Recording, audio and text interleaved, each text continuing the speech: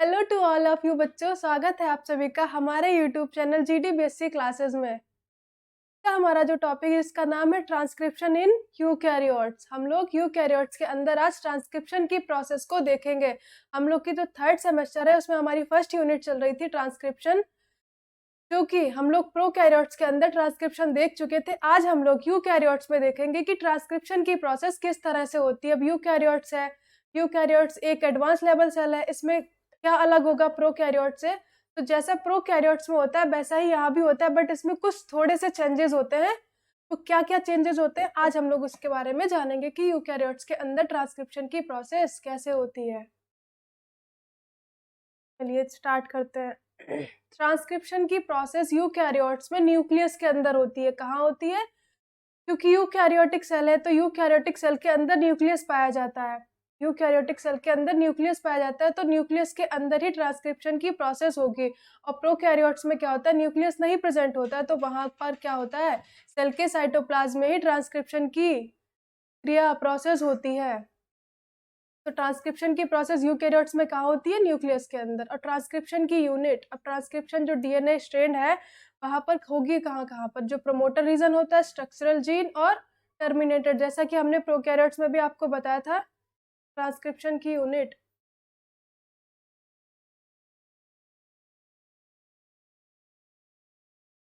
ये DNA strand है, double strand DNA. यहाँ पर प्रमोटर रीजन पाया जाएगा और स्ट्रक्चरल जीन और टर्मिनेटर। तो प्रमोटर रीजन ये 5 prime to 3 prime and 3 prime to 5 prime, और ये 5 प्राइम टू 3 प्राइम। तो 3 प्राइम टू 5 प्राइम स्ट्रैंड है, इसको क्या बोलते हैं हम लोग? टेम्पलेट स्ट्रैंड को बोलते हैं, टेम्पलेट स्ट्रैंड। यही स्ट्रैंड क्या कराता है? डीएनए से एमआरएनए का फॉर्मेशन कराता है। Template strand. अब टेम्पलेट स्ट्रैंड ही क्यों कराता है, और ये दूसरा स्ट्रैंड कोडिंग स्ट्रैंड इसको बोलते हैं, ये क्यों नहीं कराता? तो ये जानने के लिए आप लोग हमारी पुरानी वीडियो देख सकते हैं जिसमें हमने बताया है कि कौन सा स्ट्रैंड एमआरएनए का फॉर्मेशन कराता है और कौन सा नहीं कराता है। तो टेम्पलेट स्ट्रैंड से क्या होगा? एमआरएनए का फॉर्मेशन होगा। प्रमोटर रीजन पर क्या होगा? यहाँ पर आपका एक एंजाइम आएगा जो प्रमोटर रीजन पर बैठेगा और क्या कराएगा, यहाँ से, ये क्या है, इनिशिएशन साइट है, ट्रांसक्रिप्शन की इनिशिएशन साइट है। यहाँ पर बहुत सारे नाइट्रोजनस बेसेस पाए जा रहे हैं, इन्हीं को देखकर एमआरएनए स्ट्रैंड बनाया जाएगा। यहाँ पर इनिशिएशन साइट है और यहाँ से एमआरएनए स्ट्रैंड बनना स्टार्ट होगा। जब एमआरएनए स्ट्रैंड बन जाएगा, यहाँ पर है टर्मिनेटर, यहाँ पर टर्मिनेटर एंजाइम आएगा, वो क्या कराएगा, इस प्रोसेस को टर्मिनेट कराएगा। तो ये कहाँ पे हो रहा है? प्रमोटर, स्ट्रक्चरल जीन और टर्मिनेटर, ये तीन चीजें आप लोग समझिए। आगे हम लोग देखेंगे कि कहाँ पे प्रमोटर रीजन पे कैसे हम लोग ट्रांसक्रिप्शन की प्रोसेस स्टार्ट हो रही है। तो एंजाइम का पहले तो हम लोग देखेंगे कि पहले तो कौन सा एंजाइम यूकैरियोट्स के अंदर आता है। हम लोग पहले आरएनए पॉलीमरेज को पढ़ चुके हैं पिछली वीडियोस में, लेक्चर्स में। तो आप लोग को अगर डिस्क्रिप्शन ज़्यादा ही चाहिए ब्रीफ में, तो आप लोग आरएनए पॉलीमरेज को देख ले वहाँ पर जाके। हम लोग यहाँ पर थोड़ा सा रिवाइज कर लेते हैं। यूकैरियोटिक आरएनए पॉलीमरेज क्या होता है? एक लार्ज और मल्टी सब यूनिट प्रोटीन होता है। यूकैरियोटिक आरएनए पॉलीमरेज एक प्रोटीन होता है, एक एंजाइम होता है जो कैसा होता है? लार्ज और मल्टी सब यूनिट्स। अब प्रोकैरियोट्स में आरएनए पॉलीमरेज कैसा था? 5 सब यूनिट्स का बना हुआ था। और यूकैरियोट्स में आरएनए पॉलीमरेज, सिर्फ एक आरएनए पॉलीमरेज ही तीनों टाइप के आरएनए का फॉर्मेशन कराता है। लेकिन यूकैरियोट ये सुपीरियर सेल है, यहाँ पर अलग अलग आरएनए का फॉर्मेशन होगा, अलग अलग आरएनए पॉलीमरेज के द्वारा। यहाँ पर क्या होगा? न्यूक्लियस के अंदर 3 टाइप के आरएनए पॉलीमरेज होंगे जिनमें डिवीजन ऑफ लेबर पाया जाता है। जिनमें क्या? Division of labour. इसका कहने का अर्थ होता है कि एक इंसान एक ही काम करेगा, उसको स्पेसिफिक फंक्शन, उसका अपना एक ही काम करेगा, उसको ये काम दिया जाएगा कि तुम यही काम करो, तो वो वही काम करेगा। तो यहाँ पर डिवीजन ऑफ लेबर पाया जा रहा है किसमें? आरएनए पॉलीमरेज में। तो यहाँ पर यूकैरियोटिक सेल के अंदर 3 टाइप के आरएनए पॉलीमरेज हैं। पहला आरएनए पॉलीमरेज फर्स्ट, जो क्या कराता है? आरएनए का फॉर्मेशन कराता है। और दूसरा है ट्रांसक्रिप्शन में आरएनए पॉलीमरेज सेकेंड, ये क्या कराता है? एमआरएनए का फॉर्मेशन। और आरएनए पॉलीमरेज थर्ड, ये टीआरएनए का फॉर्मेशन। तो कौन सा आरएनए पॉलीमरेज किसका, कौन से आरएनए का फॉर्मेशन करा रहा है? आप लोग देखें यहाँ पर एक आरएनए पॉलीमरेज सिर्फ एक ही आरएनए का फॉर्मेशन करा रहा है, और यूकैरियोटिक आरएनए पॉलीमरेज कैसा होता है, मल्टी सब यूनिट होता है और लार्ज होता है। ये न्यूक्लियस के अंदर ये जो आरएनए पॉलीमरेज फर्स्ट है ये होता है न्यूक्लियोलस के अंदर आरआरएनए का फॉर्मेशन कराता है। आरआरएनए यूकैरियोट्स में कितने टाइप के होते हैं, मतलब कि उसमें कितनी सारी यूनिट्स होती है, 3 यूनिट्स होती हैं। यूकैरियोटिक आरआरएनए में कौन कौन सी यूनिट्स होती है? पहला तो होगा हम लोग का 28S होगा, और 5S होगा, 20S होगा, 5.8S होगा। ये 3 टाइप के आरएनए पॉलीमरेज कहाँ होते हैं यूकैरियोटिक सेल के अंदर। और प्रोकैरियोट्स में आरएनए आप लोगों ने पढ़े होंगे, इसमें पता होगा कौन सी यूनिट से कौन सा आरएनए बनता है। अब आरएनए पॉलीमरेज सेकंड क्या कर रहा है, एमआरएनए का फॉर्मेशन करा रहा है, और आरएनए पॉलीमरेज थर्ड टीआरएनए का फॉर्मेशन करा रहा है। तो कौन सा आरएनए पॉलीमरेज किसका फॉर्मेशन करा रहा है? ट्रांसक्रिप्शन इन यूकैरियोट्स में ट्रांसक्रिप्शन की प्रोसेस प्रोकैरियोट्स के जैसे ही होती है। वहां पर भी इनिशिएशन, इलोंगेशन और टर्मिनेशन की प्रोसेस होती है, और यहाँ पर भी इनिशिएशन, इलोंगेशन और टर्मिनेशन की प्रोसेस होती है। लेकिन उसमें क्या होता है, थोड़ा सा डिफरेंट होता है। क्या डिफरेंस होता है देखेंगे अभी। इनिशिएशन मतलब क्या, एमआरएनए बनना स्टार्ट होगा, एमआरएनए स्ट्रैंड बनना स्टार्ट होगा। इलोंगेशन में क्या होगा, एंजाइम क्या करेगा, नाइट्रोजनस बेसिस को देखेगा और न्यूक्लियोटाइड्स ऐड करता जाएगा और एमआरएनए स्ट्रैंड बनना शुरू हो जाएगा, मतलब इलोंगेट करेगा, एमआरएनए बनना स्टार्ट होगा इनिशिएशन में, और इलोंगेशन में एमआरएनए बढ़ता जाएगा। टर्मिनेशन में क्या होगा, जितना एमआरएनए बनना होगा उतना एमआरएनए बन के उसको टर्मिनेट कर दिया जाएगा, रोक दिया जाएगा। तो इनिशिएशन की प्रोसेस में क्या हो रहा है, हम लोग यूकैरियोट्स में हम लोग अपना इनिशिएशन कॉम्प्लेक्स हम लोग पहले ही बना चुके हैं कि प्री इनिशिएशन कॉम्प्लेक्स कैसे बनता है, इनिशिएशन की प्रोसेस कैसे स्टार्ट होती है। थोड़ा फिर से रिवाइज कर लेंगे यहाँ पर, परेशान ना आप लोग। आरएनए पॉलीमरेज सेकंड क्या करता है, एमआरएनए का फॉर्मेशन। हम लोग एमआरएनए को ही देख रहे हैं यहाँ पर, एमआरएनए ही हम लोग बनाएंगे। तो आरएनए पॉलीमरेज सेकंड क्या करेगा, जनरल ट्रांसक्रिप्शन फैक्टर्स, यहाँ पर क्या करेंगे, जनरल ट्रांसक्रिप्शन फैक्टर्स आएंगे और आरएनए पॉलीमरेज के साथ ऐड करेंगे और इनिशिएशन की प्रोसेस को स्टार्ट कराएंगे। तो यहाँ पर जो फैक्टर्स हैं वो इनिशिएशन की प्रोसेस नहीं कराते हैं, इनिशिएशन को स्टार्ट नहीं कराते हैं, सिर्फ क्या करते हैं, आरएनए पॉलीमरेज के साथ ऐड होंगे और क्या करेंगे, ये ऐड होकर के जो प्रमोटर रीजन है उसको रिकॉग्नाइज करेंगे, उसको पहचानेंगे कि ये प्रमोटर रीजन है, और आरएनए पॉलीमरेज की हेल्प करेंगे, ना कि यहाँ पर ये इनिशिएशन की प्रोसेस में पार्टिसिपेट करेंगे। जैसा कि प्रोकैरियोटिक सेल में हुआ था, वहां पर क्या होता है, सिग्मा फैक्टर आता है और इनिशिएशन की प्रोसेस को स्टार्ट कराता है, और रो फैक्टर आता है जो इनिशिएशन की प्रोसेस, मतलब जो टर्मिनेटर होता है, टर्मिनेशन की प्रोसेस को रोकता है। लेकिन यहाँ पर ना ही सिग्मा फैक्टर होगा और ना ही रो फैक्टर होगा जो इनिशिएशन और टर्मिनेशन कराएगा। यहाँ पर आरएनए पॉलीमरेज खुद ही सारा काम करता है, क्योंकि एक ही टाइप का आरएनए पॉलीमरेज एक टाइप के आरएनए का फॉर्मेशन करा रहा है, वहां पर एक टाइप का आरएनए पॉलीमरेज तीनों टाइप के आरएनए का फॉर्मेशन करा रहा था। तो यहाँ पर आरएनए पॉलीमरेज सेकंड क्या करेगा, एमआरएनए का फॉर्मेशन, इनिशिएशन भी कराएगा, इलोंगेशन भी और टर्मिनेशन भी कराएगा। तो यहाँ इनिशिएशन कॉम्प्लेक्स कैसे बना है, आरएनए पॉलीमरेज सेकंड क्या करेगा, प्रमोटर रीजन पे, हम लोग के यूकैरियोटिक सेल में प्रमोटर रीजन पर पाया जाता है टाटा बॉक्स बताया था आप लोग को क्या होता है। टाटा बॉक्स से ये क्या करेगा, बाइंड करेगा, और आरएनए पॉलीमरेज सेकंड इनिशिएशन की प्रोसेस को स्टार्ट करेगा। तो कौन सा टाटा रीजन होता है और कौन सा प्रमोटर रीजन होता है, अभी देख रहे हैं हम लोग।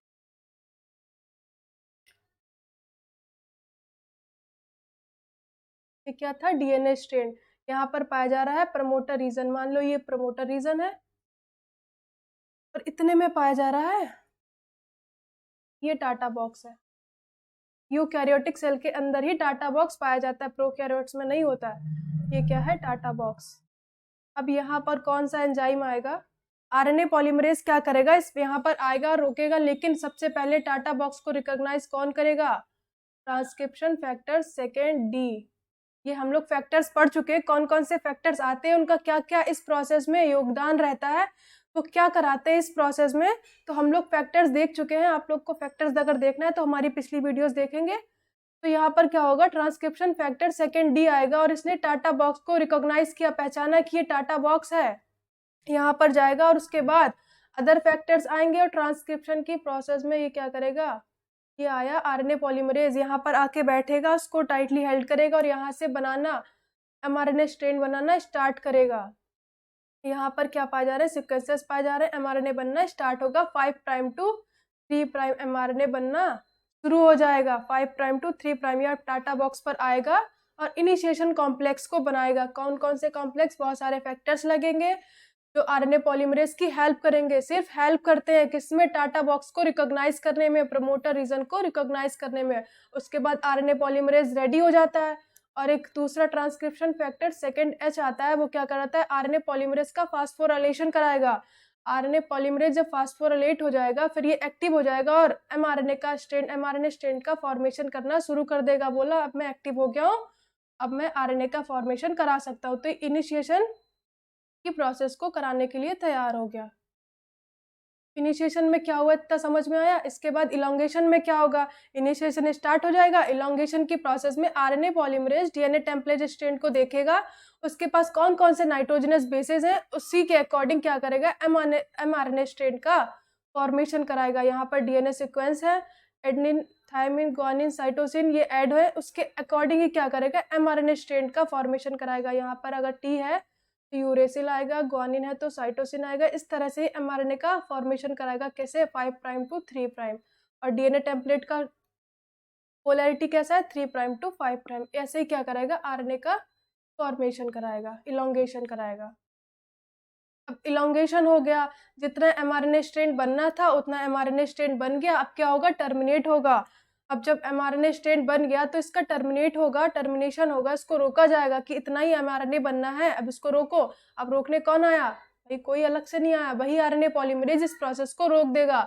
आरएनए पॉलीमरेज कहता है मैं तो स्ट्रांग हूँ और मैं इस प्रोसेस को रोक सकता हूँ, वो रोक देगा इस प्रोसेस को। तो ये एमआरएनए में तो ये क्या करता है, आरएनए पॉलीमरेज इस प्रोसेस को टर्मिनेट कर देता है। इसके बाद जब एमआरएनए बन जाता है, टर्मिनेट हो जाता है, एक एमआरएनए स्ट्रैंड का फॉर्मेशन हो जाता है, 5 prime to 3 prime mRNA strand बन गया। लेकिन जो यूकैरियोट्स में एमआरएनए बना है, इसको अभी हम एमआरएनए नहीं बोल सकते, अभी ये एमआरएनए नहीं बना है। तो कब बनेगा, यूकैरियोट में टेम्पलेट स्ट्रैंड से बना एमआरएनए मैच्योर नहीं होता। जो अभी डीएनए के टेम्पलेट रीजन से जो एमआरएनए बना है वो अभी मैच्योर नहीं है। कैसा, मैच्योर नहीं है, तो उस आरएनए को हम लोग बोलेंगे एचएनआरएनए। ये बना है डीएनए के टेम्पलेट से बना हुआ आरएनए, क्या होगा, एचएनआरएनए। अब इसको एचएनआरएनए को क्या बोलते हैं, हेटेरोजेनस न्यूक्लियर आरएनए। अब इसमें कुछ सजावट होगी तो उसके बाद ये बनेगा मैच्योर आरएनए, के बाद बनेगा मैच्योर आरएनए।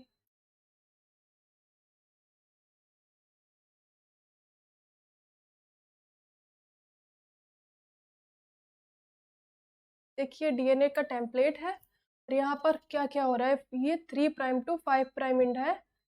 कौन सा एंड है, ये टेम्पलेट स्ट्रैंड है। इसी स्ट्रैंड से क्या होगा, डीएनए का कुछ भाग ही क्या करता है, एमआरएनए का फॉर्मेशन कराता है। पूरा का पूरा डीएनए यहाँ पर पार्टिसिपेट नहीं करता है एमआरएनए को बनाने के लिए, तो ये डीएनए का कुछ स्ट्रैंड ही क्या करेगा, बनाएगा एमआरएनए। तो यहाँ पर एमआरएनए बन रहा है, ये क्या है, आरएनए पॉलीमरेज आकर ऐड हुआ, आरएनए पॉलीमरेज आकर यहाँ पर ऐड हुआ और इसने एमआरएनए का फॉर्मेशन कराया। ये 5 प्राइम टू 3 प्राइम आरएनए बना। अब ये जो आरएनए बना है यहाँ पर क्या क्या प्रेजेंट है, एक्सॉन और इंट्रॉन। ये एक्सॉन और इंट्रॉन, इसी आरएनए को हम लोग बोलेंगे एचएनआरएनए। अब ये आरएनए जो बना है, ये डीएनए के टेम्पलेट से जो आरएनए बना है इसको एचएनआरएनए बोलेंगे। अब ये मैच्योर नहीं है, कैसा है, मैच्योर नहीं है। तो उसको मैच्योर कराने के लिए हम लोग को क्या करना होगा, तो मैच्योर कराएंगे अभी हम लोग। अब इस एचएनआरएनए में कुछ मॉडिफिकेशन होगा, वो क्या मॉडिफिकेशन होगा, ताकि ये एमआरएनए मैच्योर हो जाए और आगे प्रोटीन का फॉर्मेशन कराए। तो इसमें क्या मॉडिफिकेशन होगा, सबसे पहले तो उसके 5 प्राइम एंड पर होगी कैपिंग की प्रोसेस। सबसे पहले होगी 5 प्राइम एंड पर कैपिंग की प्रोसेस। कैपिंग की प्रोसेस में क्या होता है, एक अनयूजुअल न्यूक्लियोटाइड आएगा और इसके 5 प्राइम एंड पर ऐड हो जाएगा, इसके 5 प्राइम एंड पर ऐड हो जाएगा, जिसको कौन सा न्यूक्लियोटाइड आएगा, इसका नाम है methyl guanosine triphosphate. Methyl guanosine triphosphate आएगा इस एचएनआरएनए में और क्या कराएगा, कैप रीजन पे। कैप रीजन कौन सा होता है, 5 प्राइम एंड, शुरुआती एंड इसका होता है 5 प्राइम एंड कैप रीजन। ये क्या है, एक mRNA, लेकिन कैसा है, HNRNA। अभी mRNA नहीं हुआ है, इसका तो मॉडिफिकेशन हो रहा है अभी। ये 5 प्राइम एंड है और ये 3 प्राइम एंड है। 5 प्राइम एंड पे क्या होगा, एक कैप लगेगी।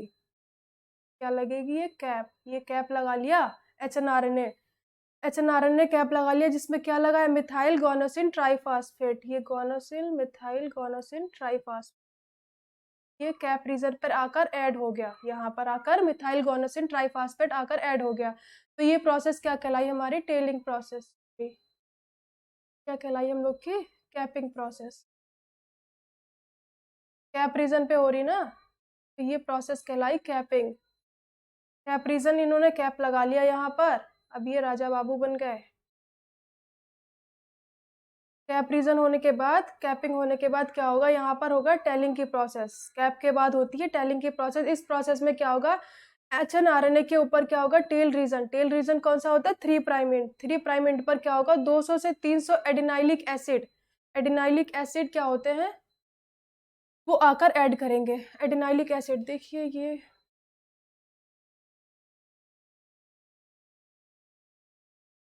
ये क्या है, राइबोस शुगर। ये है राइबोस शुगर। यहाँ पर क्या ऐड किया है, ट्राइफॉस्फेट। 3 फास्फेट के मॉलिक्यूल आ गए, और यहाँ पर ग्वानिन और इससे जुड़ा है थायमिन, मिथाइल। तो ये क्या बन गया, ये राइबोस शुगर है, आरएनए में पाया जा रहा है ना। तो हम लोग आरएनए का एक एडिनाइलिक एसिड देख रहे हैं, यहाँ पर क्या हुआ, न्यूक्लियोटाइड्स आकर ऐड हुआ ना कैप रीजन पे। तो ये बना कैसे कैप रीजन पे, जो हम लोग का मिथाइल गुआनोसिन ट्राइफॉस्फेट है, वो बना कैसे। तो ये क्या है, राइबोस शुगर है, और यहाँ पर 3 फास्फेट के मॉलिक्यूल आए, ये ग्वानिन है, नाइट्रोजनस। हम लोगों ने न्यूक्लियोटाइड देखा है, न्यूक्लियोटाइड में क्या क्या होता है, पेंटोस शुगर, नाइट्रोजनस बेस और फास्फोरिक एसिड। तो यही वो नाइट्रोजनस बेसिस ही बन रहा है, क्या न्यूक्लियोटाइड ही बना रहा है, क्या मिथाइल गुआनोसिन ट्राइफॉस्फेट। ये ट्राइफॉस्फेट, ये मिथाइल गुआनोसिन, और ये क्या है, राइबोस शुगर। तो इसको बोल दिया क्या, मिथाइल गुआनोसिन, गुआनोसिन ट्राइफॉस्फेट।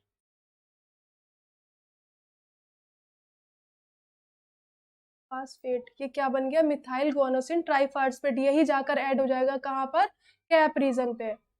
ये तो ऐड हो गया कैप रीजन पे। अब टेल रीजन पे क्या होगा, टेल रीजन पे कहाँ से आएंगे ये 200 से 300 पॉली एडिनाइलिक एसिड। ये वही राइबोस शुगर आएगा, मुस्कुराता हुआ राइबोस शुगर, और यहाँ पर क्या ऐड होगा, एक एडेनिन आएगा, नाइट्रोजनस बेस, और इधर क्या होगा, एक फास्फेट का मॉलिक्यूल ऐड होगा। तो इसको क्या बोलेंगे, एडेनोसिन मोनोफास्फेट। इसको बोलेंगे एडेनोसिन मोनोफास्फेट, या क्या बोलेंगे इसको, एडिनाइलेट।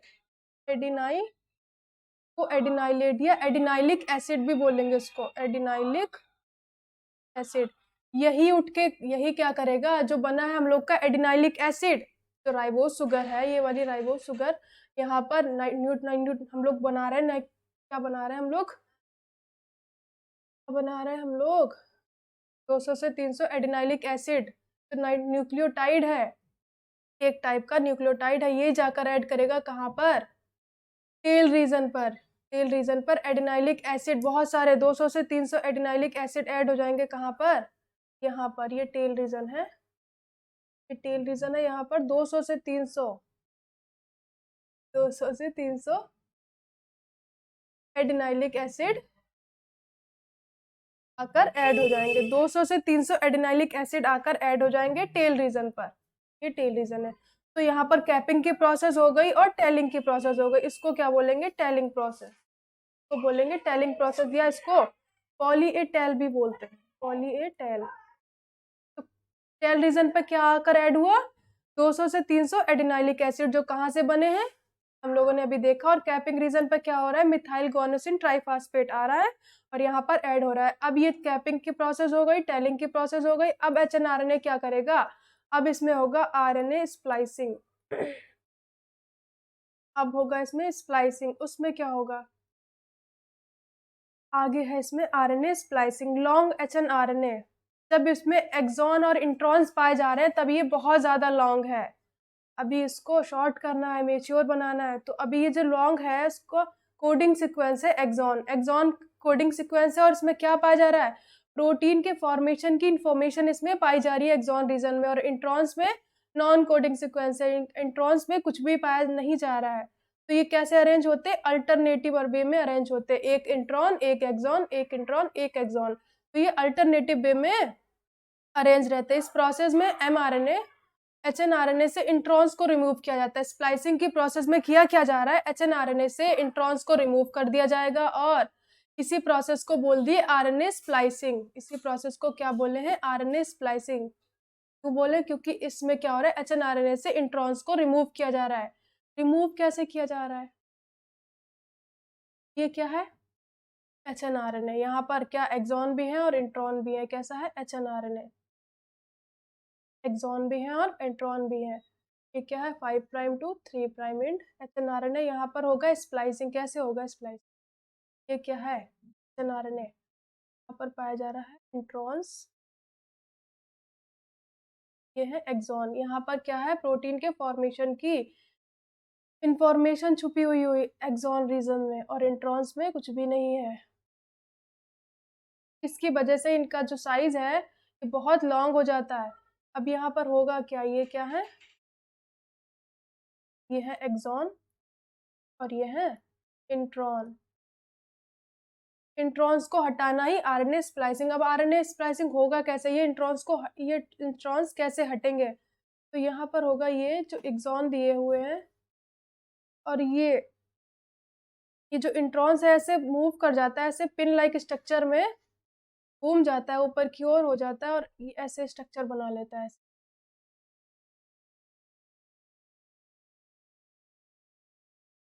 अब ये क्या पाया जा रहा है, एक्सॉन है, एक्सॉन है, और ये इंट्रॉन्स है।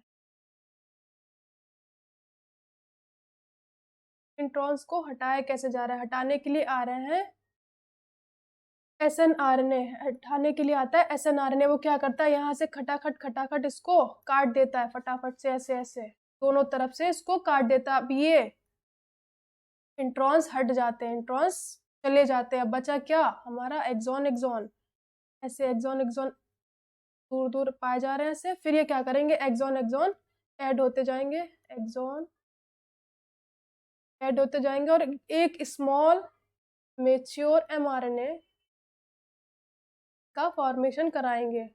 तो इसको हटाने के लिए कौन आ रहा है, एसएनआरएनए आ रहा है, जो क्या करा रहा है, आरएनए स्प्लाइसिंग की प्रोसेस को करा रहा है। इसको फटाफट से काट देगा और इंट्रॉन्स को रिमूव करा देगा, और आरएनए स्प्लाइसिंग की प्रोसेस को कराएगा, और एक्सॉन्स क्या करेंगे, फिर से रीअरेंज हो जाएंगे और एक मेच्योर एमआरएनए बना लेंगे, एक मेच्योर एमआरएनए बना लेंगे। तो मेच्योर एमआरएनए है, उसका साइज जो बना हुआ था पहले एचएनआरएनए उससे आधा हो जाता है, उससे आधा या उससे भी कम हो जाता है, क्योंकि इसमें बहुत सारे इंट्रॉन्स रीजन होते हैं वो पाए जा रहे हैं, उसके कारण ही इसका साइज जो है बहुत लंबा हो जाता है। और बाद में क्या करेगा, एक स्मॉल एमआरएनए बन जाएगा जिसमें सिर्फ एक्सॉन्स ही होंगे, जिसमें सिर्फ प्रोटीन फॉर्मेशन की इंफॉर्मेशन ही होगी। अब ये एमआरएनए मेच्योर हो चुका है, जो कहाँ है, सेल के न्यूक्लियस के अंदर। ये क्या है, न्यूक्लियस, इसके अंदर कौन है, एमआरएनए स्ट्रैंड। अब ये मेच्योर हो गया है, अब ये मेच्योर हो गया तो ये बाहर आ सकता है, मेच्योर एमआरएनए सेल से बाहर आ गया साइटोप्लाज्म में। अब ये प्रोटीन को बनाने के लिए रेडी है। तो यूकैरियोट्स में जो आरएनए बना है वो मेच्योर नहीं होता, वो एचएनआरएनए होता है, और एचएनआरएनए में कुछ मॉडिफिकेशन होते हैं जिसमें कैपिंग, टेलिंग और आरएनए स्प्लाइसिंग की प्रोसेस होती है। उसके बाद एक मेच्योर एमआरएनए बनता है जो आगे क्या कराएगा, प्रोटीन फॉर्मेशन के लिए रेडी होगा। तो आज का हमारा ये यूकैरियोट्स में ट्रांसक्रिप्शन की प्रोसेस किस तरह से हो रही है वो लोग हम देख चुके हैं। आज की हमारी ये पूरी यूनिट भी फिनिश हो गई है ट्रांसक्रिप्शन की। आगे हम लोग की जो यूनिट है वो है ट्रांसलेशन। तो हमारा जो आज का ये लेक्चर है आप लोग को हमारे एप्लीकेशन के ऊपर मिलेगा जिसका नाम है जीडी बेसिक क्लासेस।